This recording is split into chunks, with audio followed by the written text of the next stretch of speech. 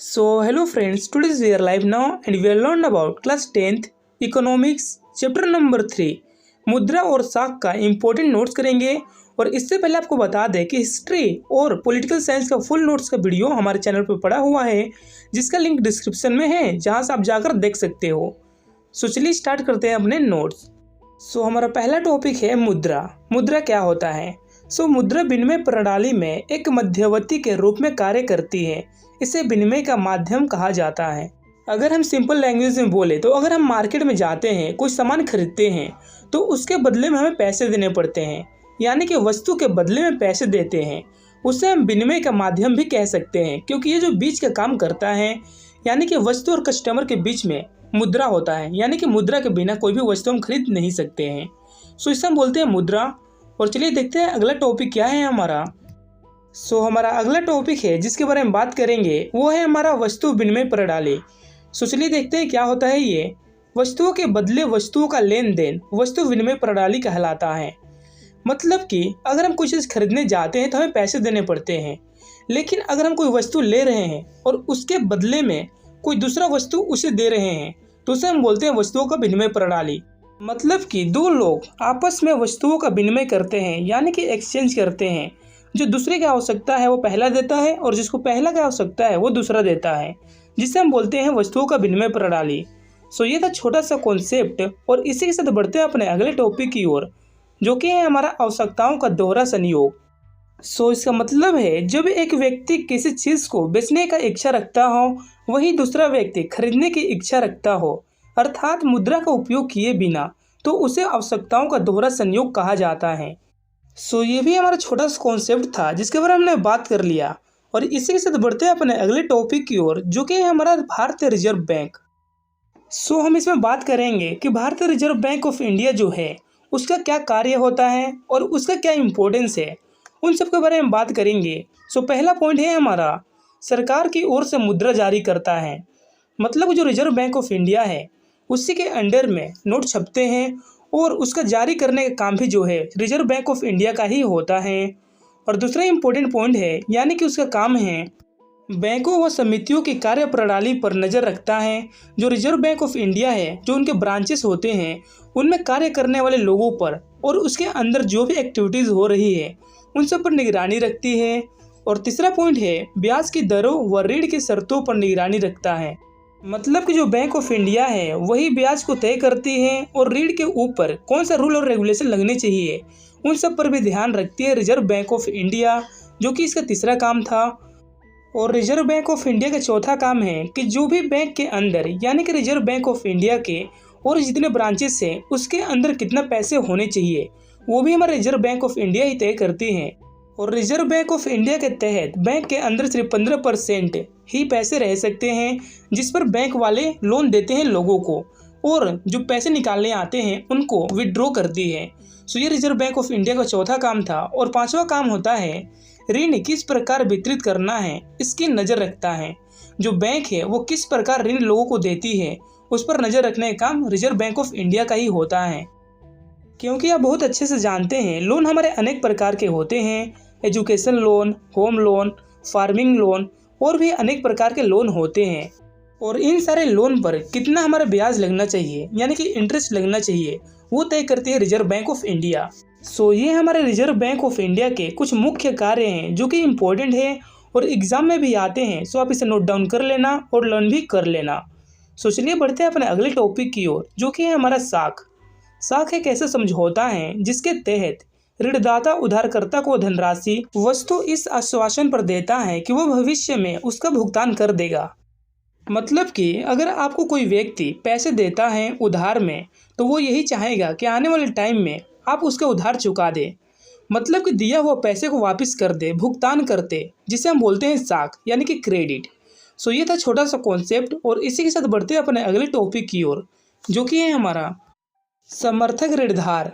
उधारकर्ता उधार प्राप्तकर्ता से समर्थन निर्धनता के रूप में ऐसे परिस्थितियों की मांग करता है जिन्हें बेचकर वह अपने ऋण राशि को वसूल कर सके।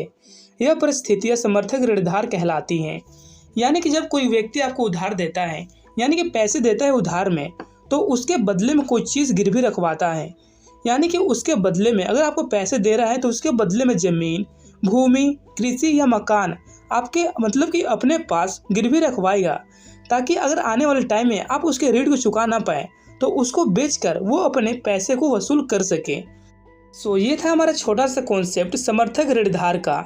और अगला टॉपिक है हमारा स्वयं सहायता समूह। सो स्वयं सहायता समूह का मूल्य विचार कि ग्रामीण गरीबों खास करके आने वाले महिलाओं को स्वयं सहायता समूह में संगठित किया जाए और उनकी बचत को एकत्र किया जाए।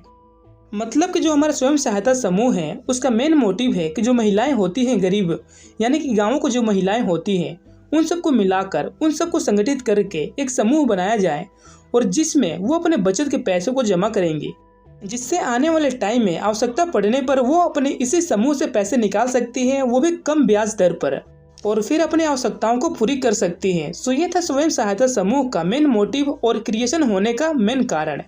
सो चलिए इसी के साथ बढ़ते हैं अपने अगले टॉपिक की ओर, जो कि है हमारा मुद्रा के आधुनिक रूप। जो हमारे मुद्रा होते हैं यानी कि पैसे जो होते हैं वो अनेक प्रकार में होते हैं, जैसे कि credit card, debit card, cheque और सिक्के, नोट, उन सब के फॉर्म में हमारे मुद्रा होते हैं। उन सब के बारे में बात करेंगे कि कितने फॉर्म होते हैं हमारे मुद्रा के। सो पहला तो होता है कागज़ का नोट, दूसरा होता है सिक्का, और तीसरा होता है हमारा चेक, चौथा होता है डेबिट कार्ड, पांचवा होता है क्रेडिट कार्ड, और सिक्स्थ होता है मोबाइल और नेट बैंकिंग, जो कि मुद्रा के आधुनिक रूप है। मतलब कि ये कुछ मुद्रा के आधुनिक रूप है जो कि प्रचलित है आज के समय में। सो ये हमने बात कर लिया मुद्रा के आधुनिक रूपों के बारे में, और इसी के साथ बढ़ते हैं अपने अगले टॉपिक की ओर, जो कि है हमारा साख की शर्तें, जिसके बारे में हमने पहले ही पढ़ चुका है कि साख क्या होता है। बट जो साख देता है यानी कि जो क्रेडिट देता है उसका क्या शर्तें होती हैं, उन सब के बारे में बात करेंगे। सो चलिए देखते हैं। सो हमारे साख के अनेक शर्तें होते हैं, जैसे कि पहला ब्याज की दर। मतलब कि अगर कोई व्यक्ति आपको उधार देता है तो वो ही तय करेगा कि आपको कितना इंटरेस्ट देना है, मतलब कि ब्याज देना है। और दूसरा पॉइंट समर्थक ऋणभार। मतलब कि अगर कोई व्यक्ति आपको लोन दे रहा है, पैसा दे रहा है उधार पर, तो उसके बदले वो कोई चीज़ आपका गिरवी रखेगा, जैसे कि सोना चांदी या आपका प्रॉपर्टी का पेपर, ताकि आने वाले टाइम में अगर आप उसके उधार को चुका ना पाए तो वो आपका दिया हुआ वस्तु को बेचकर अपने पैसे को निकाल सके, जिसे बोलते हैं समर्थक ऋणभार। और साख का तीसरा शर्त है आवश्यक दस्तावेज। मतलब कि जब भी कोई व्यक्ति आपको लोन देगा तो उसके बदले में आवश्यक दस्तावेज देने पड़ते हैं। मतलब कि आप अपने डिटेल दोगे कि आप कहाँ पर रहते हो और कहाँ के निवासी हो, ताकि अगर आप आने वाले टाइम में उस कर्ज को चुका ना पाए तो आपके घर तक वो पहुँच सके और आपसे कर्ज को वसूली कर सके। सो ये था साख के 3 शर्तें, जिसके बारे में हमने बात कर लिया, जो कि बहुत ही इंपॉर्टेंट है, और आप इसे याद कर लेना और कॉपी में भी नोट डाउन कर लेना। सो चलिए अभी तक जितने भी पढ़ाए हैं उनमें से कुछ क्वेश्चन आपसे पूछ लेते हैं और आप इस क्वेश्चन का आंसर कमेंट में ज़रूर देना। सो पहला क्वेश्चन है मुद्रा के 2 उदाहरण दे। जो मुद्रा होते हैं वो कितने प्रकार के होते हैं उसके उदाहरण देना है 2। और दूसरा है रिजर्व बैंक ऑफ इंडिया का एक कार्य बताएं। मतलब जो रिजर्व बैंक ऑफ इंडिया है वो क्या काम करती है उसके बारे में बताना है।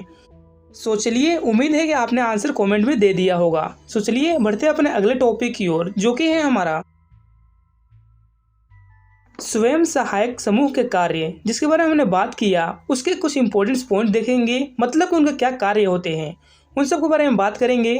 सो चलिए देखते हैं पहला कार्य क्या होता है हमारा बिना समर्थक ऋणभार के ऋण देना। मतलब कि इसमें अगर आपको उधार लेना है, मतलब कि लोन लेना है, तो उसके बदले में आपको कोई चीज़ रखना नहीं पड़ेगा। मतलब कि कोई भी वस्तु आपको गिरवी नहीं रखना पड़ेगा, जो कि पहला इंपॉर्टेंट कार्य है। और दूसरा है सदस्यों की जमा पूंजी इकट्ठा करना। मतलब जो स्वयं सहायक समूह है वो सारे व्यक्ति का पूंजी जो है एक जगह पर इकट्ठा करती है। मतलब कि सारे सदस्य का जो पूंजी होता है इकट्ठा करता है एक जगह पर। और तीसरा कार्य है ग्रामीण निर्धन विशेषकर महिलाओं को एकत्रित करना। मतलब जो स्वयं सहायक समूह है वो खास करके महिलाओं के लिए बनाया गया है, ताकि उन सबको एक जगह पर एकत्र करके उनकी इनकम को इकट्ठा किया जा सके। और चौथा कार्य है कम ब्याज पर ऋण देना। जो स्वयं सहायक समूह होती है वो कम ब्याज पर लोगों को ऋण देती है, मतलब कि लोन देती है, जिससे उनके इंटरेस्ट में बचत आता है, यानी कि ब्याज कम देना पड़ता है। और पांचवा कार्य है विभिन्न सामाजिक मुद्दों पर चर्चा को मंच देना। मतलब जो स्वयं सहायक समूह है वो अनेक प्रकार के सामाजिक मुद्दों पर चर्चा करती हैं। सो ये था कुछ इंपॉर्टेंट कार्य जो कि स्वयं सहायक समूह के थे।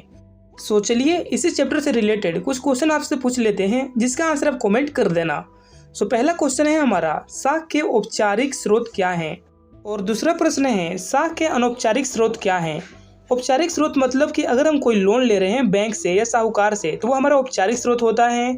और अनौपचारिक स्रोत जिसे हम लेते हैं रिश्तेदार से, जैसे कि हम कोई भी पैसे उधार लेते हैं रिश्तेदार से तो वो होगा हमारा अनौपचारिक स्रोत। सो आप इन दोनों का आंसर कमेंट कर देना। And thank you so much for watching my video and bye bye.